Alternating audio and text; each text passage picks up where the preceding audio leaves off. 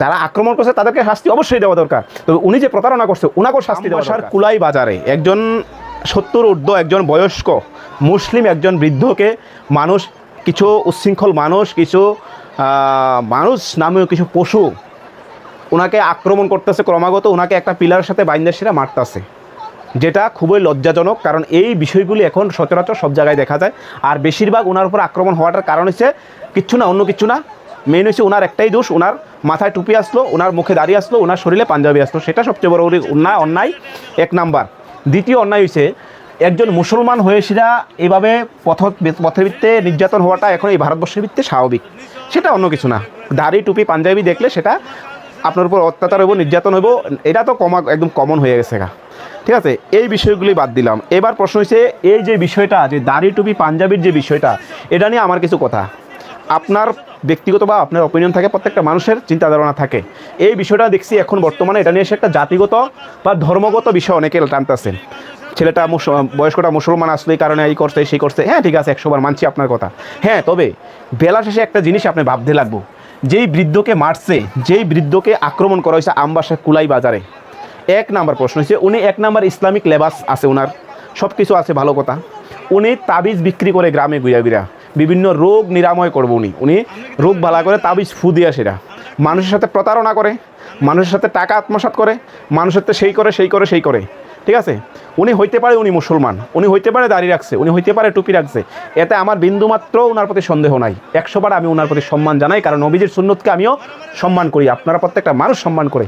কিন্তু ওনার যে কার্যকলাপ, এটার বিরুদ্ধে তো কথা বলা অন্যায় নাকি? সেটা অন্যায় না, অন্যায় না। যারা আক্রমণ করছে, যারা একজন মানুষকে অন্যায় করছে, আইন আছে, প্রশাসন আছে, তাদের হাতে হস্তান্তর করা দরকার আসতো, তাদেরকে যারা করছে তারা কাজটা খুবই ঘৃণ্য।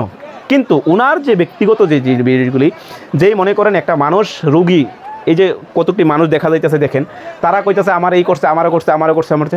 হ্যাঁ ঠিক আছে, কিন্তু একটা মানুষকে আপনি অসুস্থ মানুষ, একটা পরিবার অসুস্থ, একটা পরিবার রোগের যন্ত্রণায় কাতরাইতেছে, একটা পরিবার একটা ভালো হ্যাঁ চিকিৎসা লেগে নিজের জীবন সব কিছু শেষ করতেছে, হ্যাঁ বাড়ি বিক্রি করে, জায়গা বিক্রি করে, সম্পত্তি বিক্রি করে, নিজের সর্বস্ব শেষ করে, আপনি সেখানে ফুদিয়া বালা করবার, টাকা নেবেন, নিজের জীবন বিলাসিতা করবেন। সেটা ধর্মের অ্যাঙ্গেলে দেখাটা আমি মনে করি সেটা অন্যায়, ধর্মের অ্যাঙ্গেলে দেখা সেটা অন্যায়। হ্যাঁ প্রতারক, হ্যাঁ কী কারণে, হ্যাঁ যদি 80 বছর হয়, হ্যাঁ যদি ইসলামিক লেবাস লইয়া মানে, তবে ইসলামের আদর্শে চলা উচিত আসলো নাকি? একটা মানুষ পেটে ব্যথা, হ্যাঁ পেটের ভিত্তিক সমস্যা, আপনি ফু দিলে ভালো হইব? আপনি কবিরাজি করলে ভালো হইব? এইভাবে বোকা বানায় সে টাকা আত্মসাৎ করতে আসে সেখানকে দীর্ঘ বছর যাবৎ, উনি কবিরাজ, নামি দামি কবিরাজ। আমার প্রশ্ন হচ্ছে এই ধরনের কুসংস্কার, এই ধরনের কুপ্রথা যারা করে তারাও প্রতারক। হ্যাঁ, যারা ওনাকে বিশ্বাস করে টাকা দিচ্ছে তারাও কম দোষী না, তারাও সমান দোষী। হ্যাঁ, তবে ওনার উপরে যেভাবে আক্রমণ করা হয়েছে, ওনার উপরে যেভাবে নির্যাতন করা হয়েছে, সেটা কখনোই আমরা সমর্থন করি না, কেউই করে না। আবার যারা করছে তাদেরকেও আইনের আওতায় এনে সে কঠিন শাস্তি হওয়া দরকার, কারণ বর্তমানে রাজ্যের শাসন ব্যবস্থা তুঙ্গে, সবাই প্রশ্ন করতেছে শাসন ব্যবস্থা নিয়ে সেটা।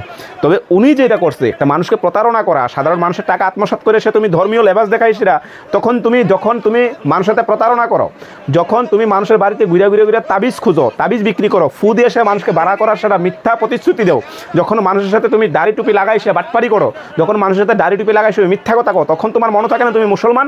তখন তোমার মনে থাকে না তুমি টুপি লাগাই রাখছো? তখন তোমার মনে থাকে না তুমি লেবাস পরে রাখছো? তখন তোমার মনে লাগে না মানুষের সাথে অসহায় গরিব দরিদ্র মানুষের টাকা, মানুষ রোগের যন্ত্রণায় কাতরাইতেছে, মানুষের লিভার নষ্ট হয়ে যায়, বেড়া কয় বালা করে দিতে হবে, মানুষের ব্রেন নষ্ট হয়ে যায়, বেড়া কয় বালা করতে পারবো?